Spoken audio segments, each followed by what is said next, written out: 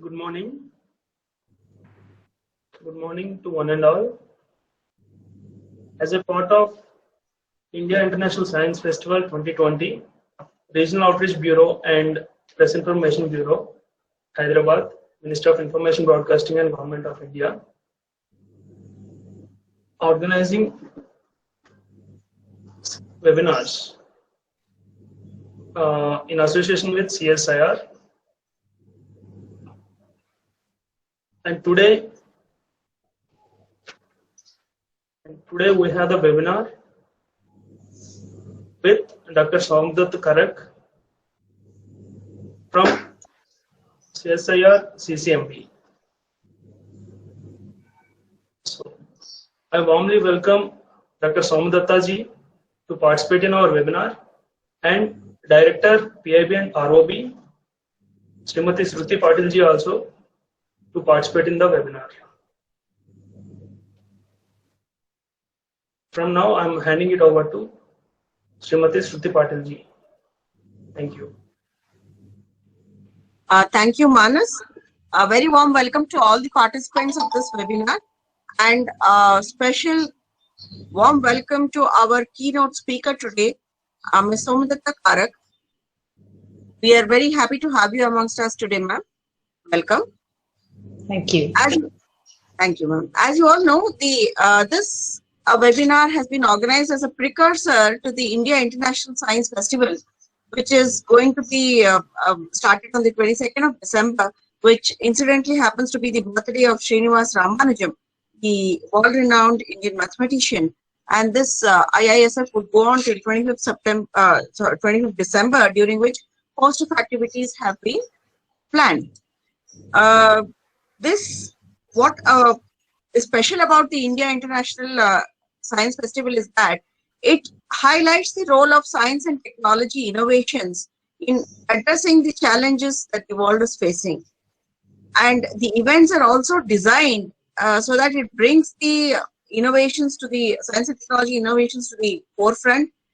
And not only that, it links it to the history, philosophy, arts, and education of the country.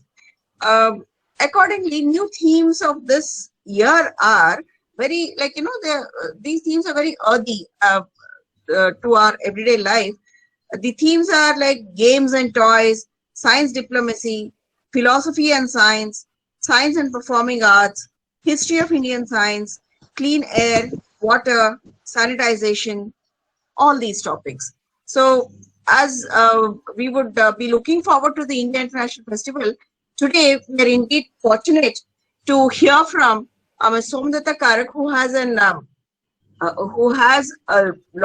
is currently the Science Communication and Public Outreach Officer at the CSIR CCMB in our own Hyderabad.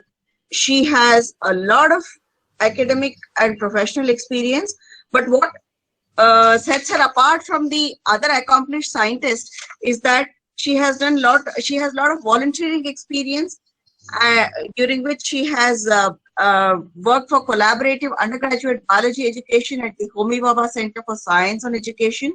She has worked with Leap Forward to prototype the model of sustainable English literacy in urban low-income community of Mumbai. She has also worked on climate change challenges and has taken the lead initiative at CSIR CCMB with a lot of schools across India. And she has a lot of publications in science communication. So we are indeed fortunate to have you with us, ma'am, today. I would now request you to kindly take over the platform and present today's topic. Over to you, ma'am. Thank you so much. Thank you so much, Ms. Patil, as well as Manas, for inviting me here. And thank you for all the patience in handling the technical glitches that the morning has shown so far. So keeping those aside, I'm Soumdutt. I am from CSIR Center for Cellular and Molecular Biology. We are a life science research institute in Hyderabad, and I will be talking today about what CSIR CCMB has done in the last 40 years as a life science research institute, and how that aligns with self-reliant India and India's role in global welfare, which is also the theme of India International Science Festival 2020.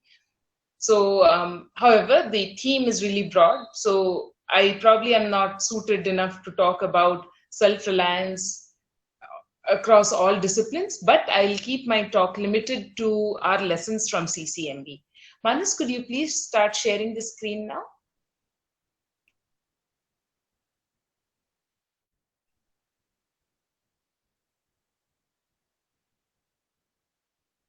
Are you able to hear me, Manas? Yes, ma'am.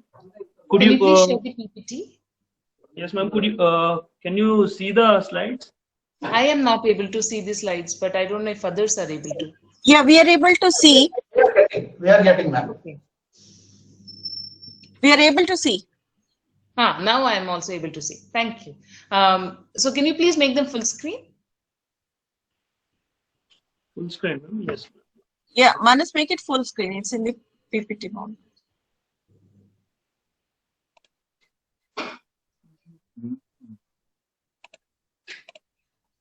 One minute, ma'am.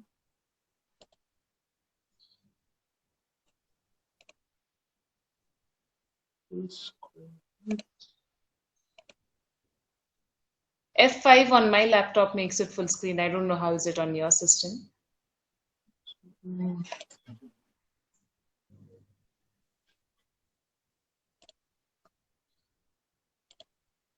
One minute, ma'am.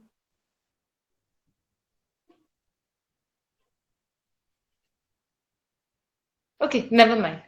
We can go to the next slide.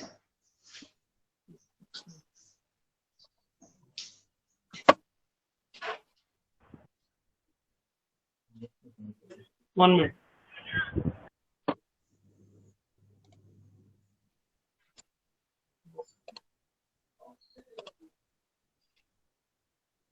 Yes, ma'am. Okay. Shall we go to the next slide, please? Now, ma'am. I'm still seeing only the first slide.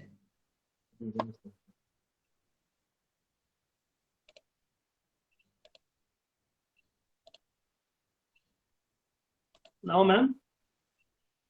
Yeah. Yeah, perfect. Yeah. So let's get into a little bit about what CCMB does. Like I mentioned, we are a life science research institute, and we are a bunch of about 50 main scientists, along with other scientists who work in their labs and PhD students who work in this building, which is in front of you on the screen. And we have been in Hyderabad for about 40 years now. And in this time, we have worked on a plethora of things, of many different things around life sciences. Manas, let's go to the next slide. So we try understanding different questions to understand life, living systems, basically what is even meant by life.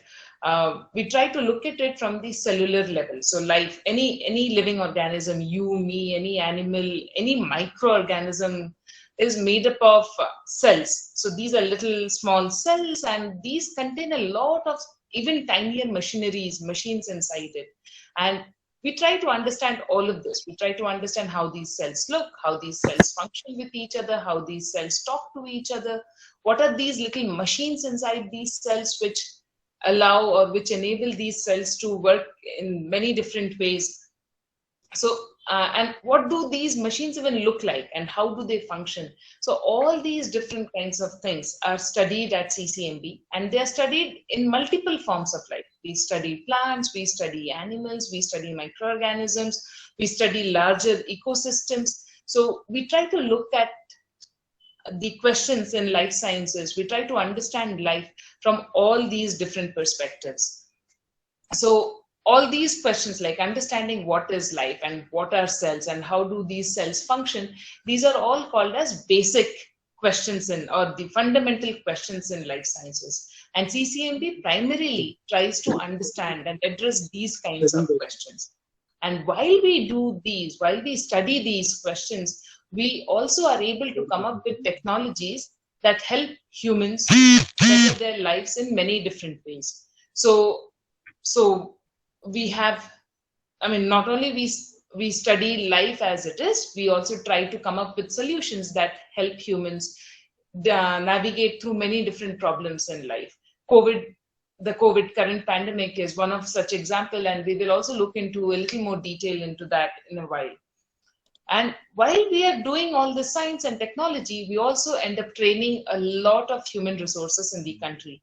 These human resources end up becoming scientists in the country. They end up working with industries. They end up opening their own ventures as entrepreneurs, and the number and the scope is limitless. Did somebody want to tell me something? Okay. So that's what CCMB does. We address basic questions in life sciences. We develop technologies that are related to life sciences, and we train people in the different technologies as well as the science related to life sciences. Manas, let's go to the next slide, please.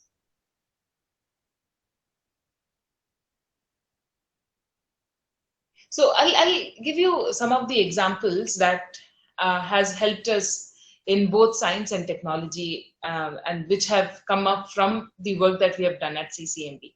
So at CCMB, we have, for example, scientists who try to understand how plants' immunity works. Now, if you have never heard of this, let me, like you probably now in the last 10 months, you have all heard about immunity. I'm sorry about this, just a second. Hello?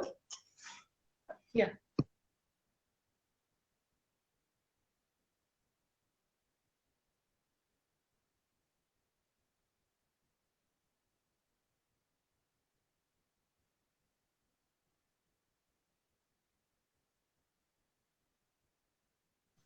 Sorry. You're all probably aware of immunity right now. Basically, immunity is our body's power to fight microorganisms. Now, that power is not only present in humans, but it's also present in other animals and as well as other plants. Now, we have scientists in CCMB who try to understand how plants fight microorganisms, how plants' immunity works. So, from one of such work, this scientist was able to figure out different genes that allow the plant to be able to fight microorganisms. Basically, he was able to understand the mechanisms in these plants which allow the plant to stay healthy and safe from microorganisms.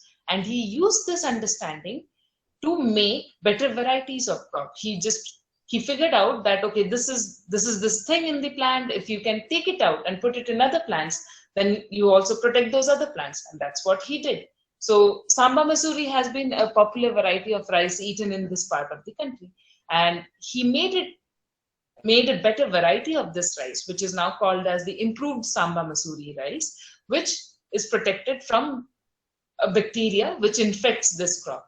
Now, with this property of protection, now this plant is protected against this bacterial infection that allows the crop to grow better and the farmers to earn better from using this. Now, it also happens that this rice is also better for diabetics because the property of the rice is such that the diabetics can eat it more safely than the usual rice. So when we started the work, we never imagined that we will be able to make a rice which will be helping farmers. But what we wanted to do was that we wanted to understand how plant immunity works. But when you do that well, we're able to develop technologies that can help other people in many ways that is not even thought earlier. And making better varieties of rice was only one of these kinds of examples. Manas, let's go to the next slide.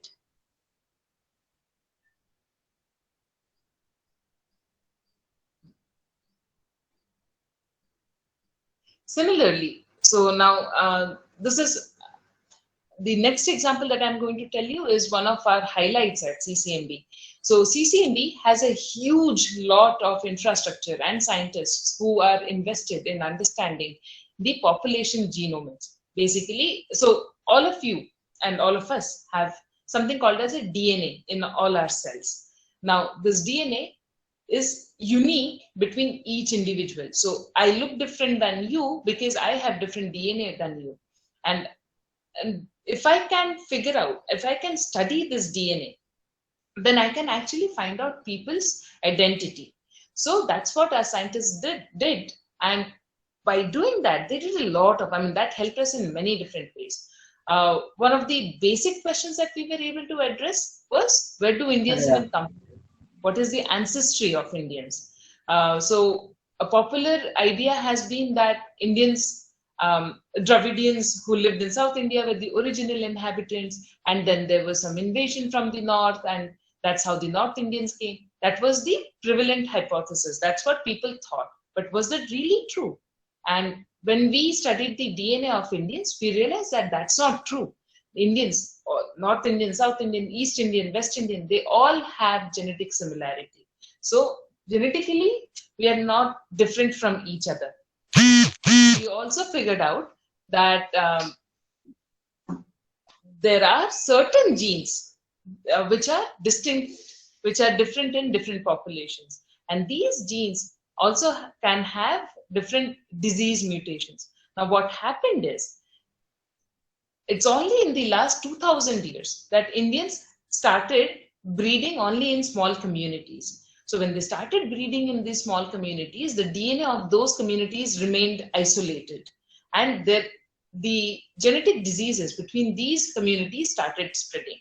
So though originally Indians were all the same, we had all the same DNA, but in the last 2000 years, because of our traditions and our rituals of interbreeding within our own communities, now our DNA is getting segregated from each other. And this is also causing accumulation of genetic disorders. Basically, what it means is that there are some problems in your DNA, and those problems can happen in anybody's DNA.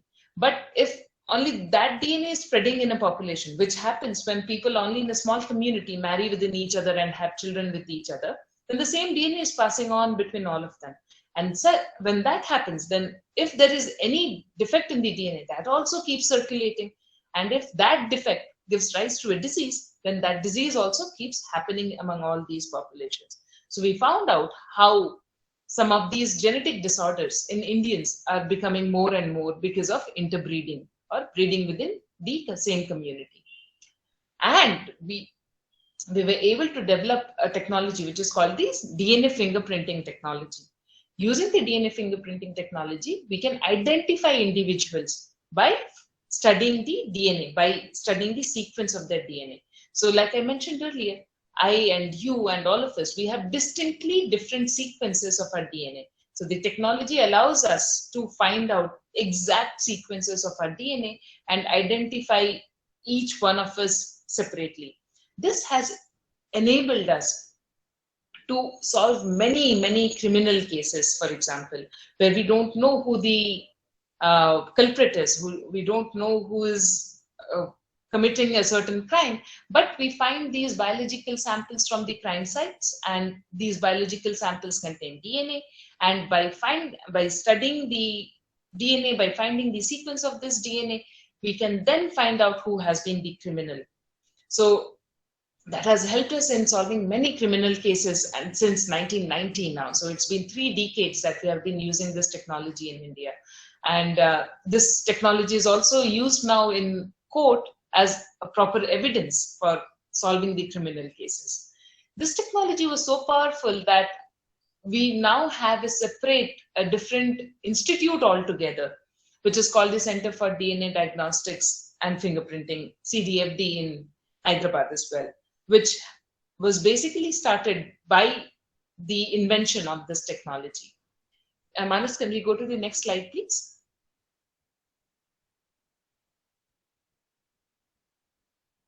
Yeah, thanks. So, like I said, DNA, if we are able to look at the sequence of the DNA, we can identify all of us from each other. Similarly, then plants and animals also have DNA. Then if we can find out the DNA of those animals, we should be able to say if it's a DNA of a dog or a cat or a tiger or a tortoise. That's what we also did. So we made another technology which is called as universal primer technology, and that is hugely used by wildlife forensics and for solving wildlife crime. Now, what am I talking about? For example, there are a lot of wildlife poaching cases, once you cut the animal, how do you know if it's a black buck, which is a threatened species and you're not supposed to kill, or it is just goat, which we also eat? So once it is cut, you don't know, right? I mean, but what is different is the DNA in the muscle or in the tissue of those animals. So once you cut it, if you are able to check the DNA of the meat, then you are able to figure out if the mutton has come from a goat or the mutton has come from, let's say, a black buck. So this technology then, of course, like I said, has been very, very helpful for the wildlife forensics people. And to help them, CCMB started a different lab altogether, which is what is in front of you in the slide. It is called the Laboratory for Conservation of Endangered Species. We wanted to use this technology for protecting the vulnerable, the threatened animal species and plant species. And so using that, Manas, let's go to the next slide. The scientists who work at LACONS, or the Laboratory for Conservation of Endangered Species, have helped us in many, many ways. So these are mainly ecologists. Manas, let's go to the next slide. Thank you. So they not only helped us stop many of the wildlife crime, so they stopped wildlife poaching in many ways, they stopped smuggling of animals, but these scientists did not just limit themselves to that. They also knew how to help animals in many other ways. For example, they studied physiology of animals and figured out how to help them by breeding them better. So the top picture that you see is a mouse deer. There were barely like 300 mouse deers left in Hyderabad, in the Amravati reserve around Hyderabad. And not 300, barely about 6 of them remaining. And those numbers had to be increased. And we didn't, I mean, what our scientists did was figured out the reproductive physiology, like what is the season when these animals breed, how do they breed, what is their behavior during then. And by studying those, they were able to help these animals now grow up to 300 numbers. So basically the numbers grew by 100 times. And then these animals were released again into the wild, into their original home. And similarly, the scientists here were also able to figure out ways how to artificially inseminate the black buck to increase their numbers. The scientists are also able to figure out if the animals are under stress. When animals are under stress, then they don't grow well, then they don't reproduce well. So the scientists here figured out and they developed methods of detecting stress in animals, and they've made it non-invasive. So they can do a blood test and say if the animal is under stress or not. And they find that animals that we use in processions for our rituals, like the elephant that you see in front of you, which is from a Mysore Dasera procession, or the tigers in our natural reserves where we go for tourism, these animals are under humongous amount of pressure because of the humans who are always surrounding them. And these help us build many better policies which help not only humans, but also the non-human life around us. After all, the earth belongs to all of us, right? So the work that we do reaches out to all of them. Manas, let's go to the next slide.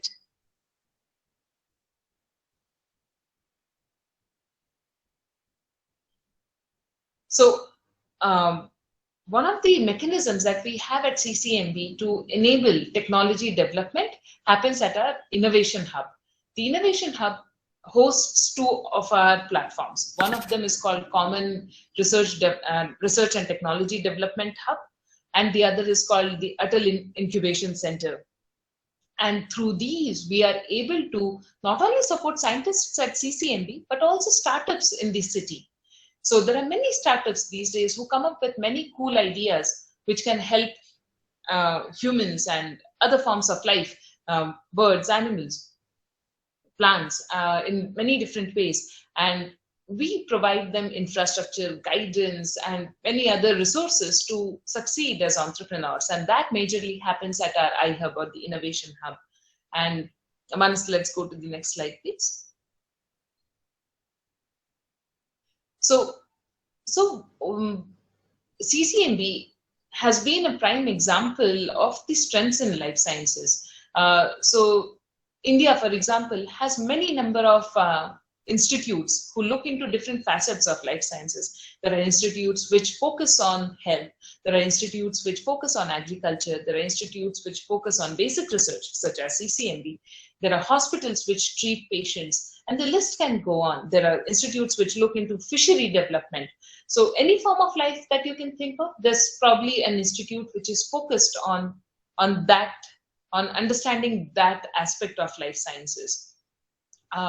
Then so there are collaborations between these different institutes, as well as there are a high number of collaborations with international communities as well. Many of our scientists in CCMB or many other research institutes in India in life sciences, I can definitely say that they come with a lot of collaborative potential and collaborations in general with the international life science community. Why is that helpful? Because then Indian life scientists, Indian biologists are working on questions just like what the outside people, the scientists who work in places like Harvard, MIT, we are working on similar kinds of questions. And because of the institutes in India, we are able to take that knowledge and collaboration and technology to use it for questions that are relevant to India. Then we of course have a very healthy, thriving life science industry in India. And I'm sitting in Hyderabad, so some of the examples that come to me right away are the generics pharma industry or the vaccine industry. Of course, again, something that has been very useful for us in the last few months while India is making the COVID vaccine. We have those already. So that definitely works in our favor because those industries are already in place, the collaborations are already in place, their distribution channels are already in place. And India has a huge young population who can be trained into these sectors. Manas, let's go to the next slide. Yeah, so, and we realized our strengths in the best possible, Manas, yeah, okay. So in the last 10 months, and even earlier than that, some of, it's not like Indian life science has no problems at all. There are, of course, areas of development. Some of the areas of development is that the collaborations between different organizations still need to be fostered better. People with different expertise should come together to work together. One of the examples that I can think of is in India, people who study medicine, they do not do research. And people who do research not always have very good collaborations with doctors. And that's because there's medical doctors, I mean. And that's because the medical doctors and researchers do not share common interests or common training grounds. So that definitely needs to improve in life sciences in India. Then there needs to be better support system for startups and innovators in India. Money is, of course, always a problem in India. When we think of startups, what we think of are the IT startups or the information technology, the apps that are being built. IT startups require much lesser amount of money than the life science startups. And unfortunately, at the moment, in India, the life science startups are still at the beginning phase. And hopefully, in the coming years, people will understand the value of life science startups and support them better.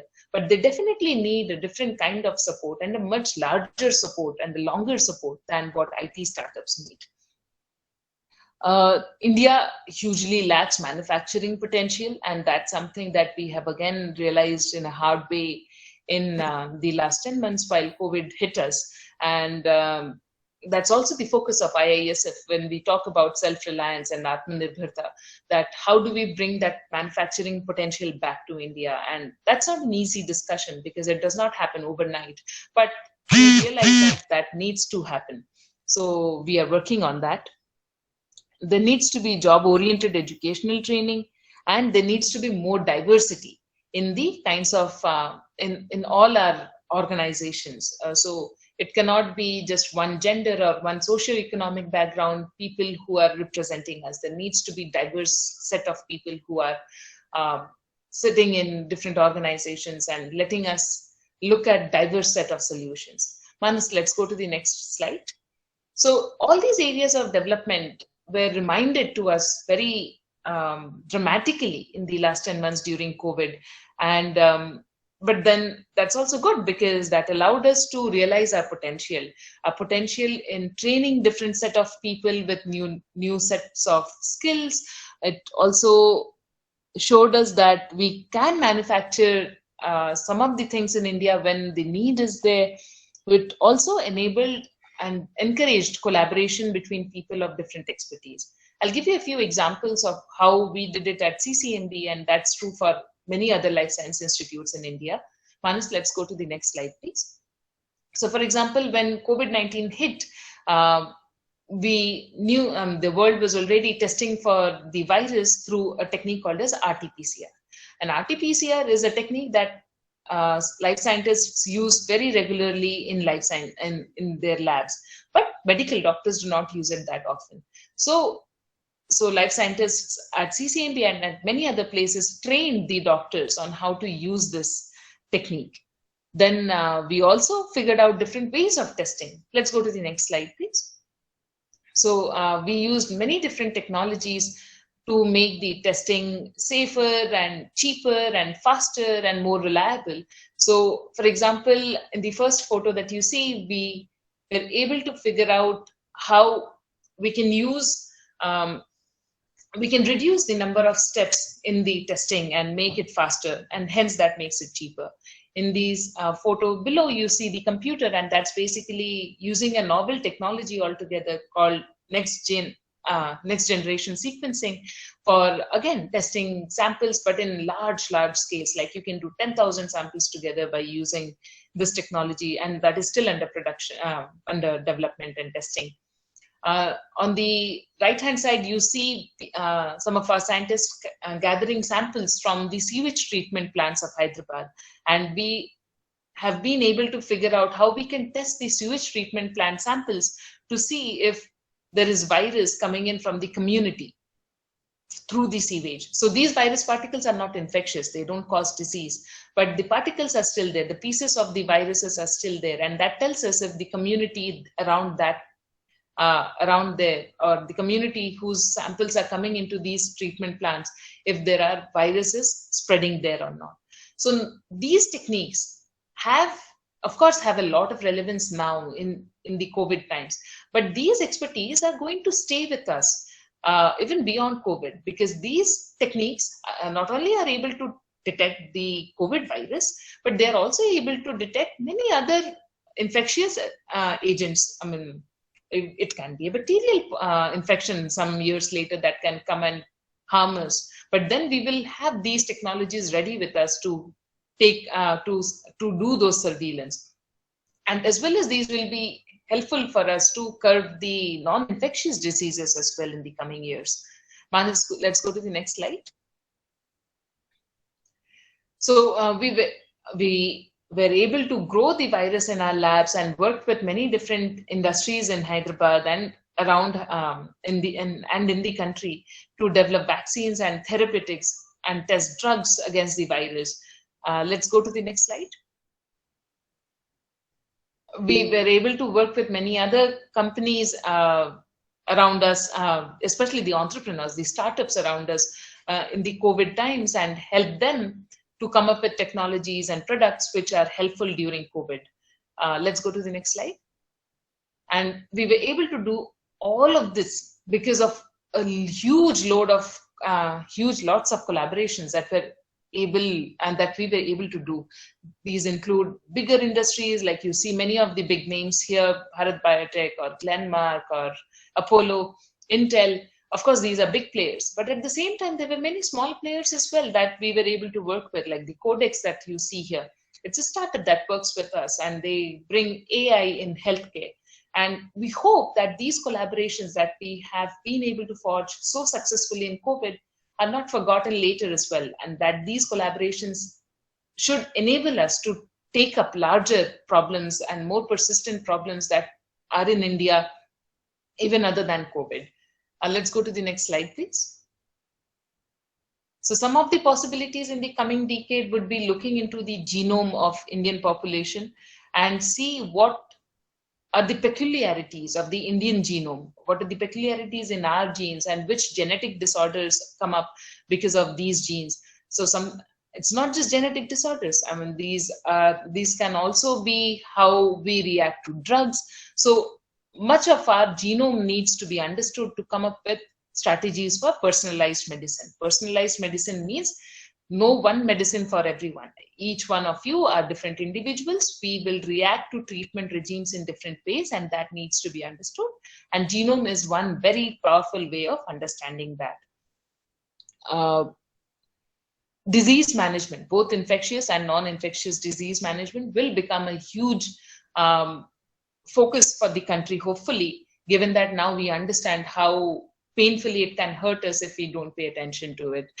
And developing strategies for a healthier and more sustainable future. So it's not just betterment for human beings, but we should, and it's time for us to look for a more sustainable solutions that keep life on Earth healthier for a longer time.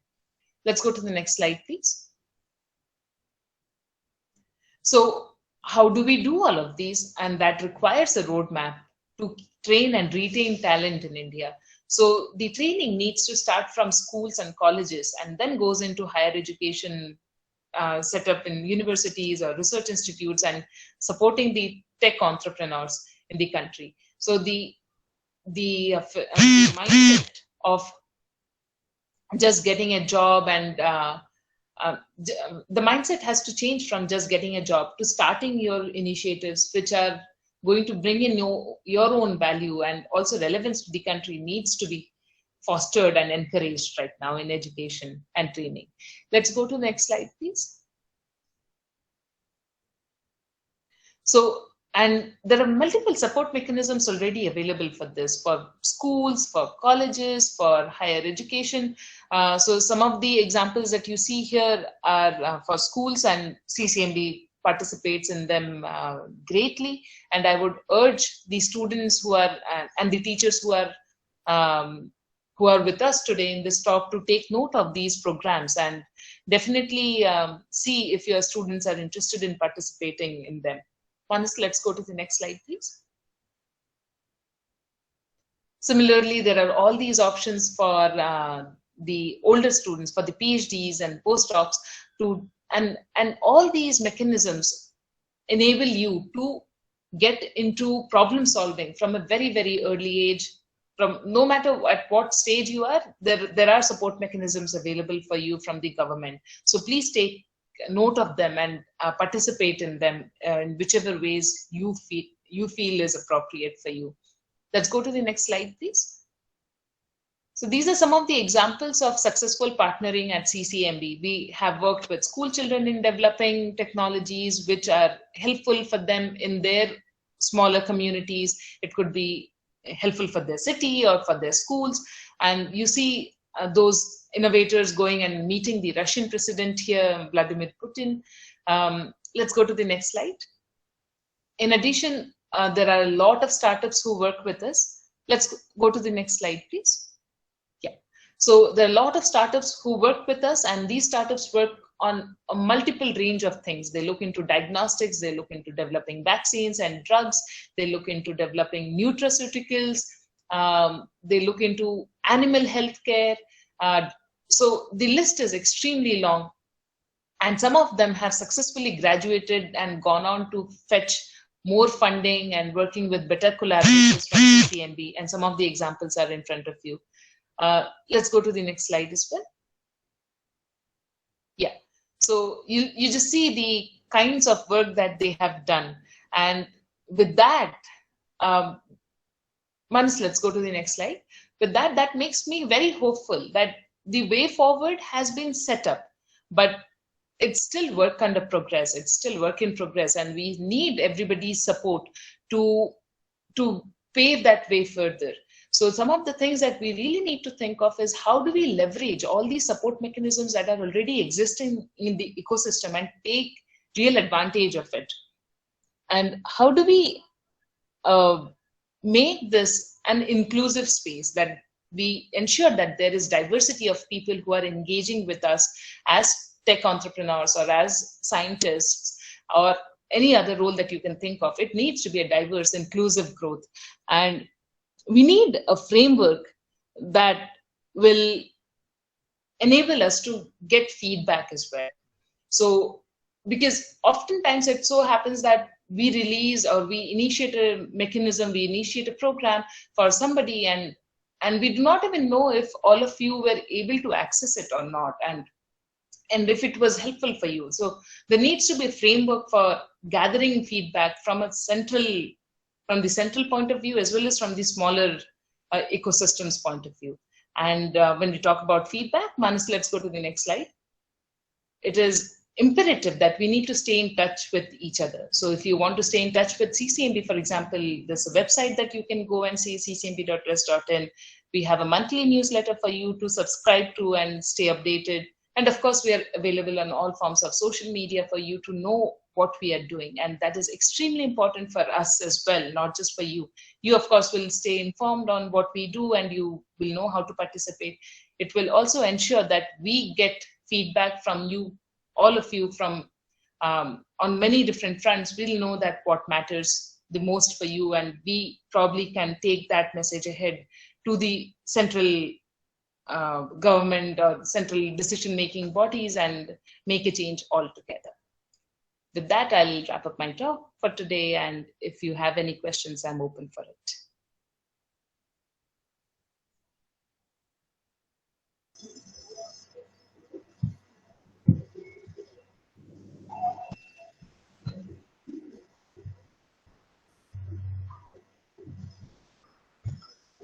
Anyone have questions or doubts?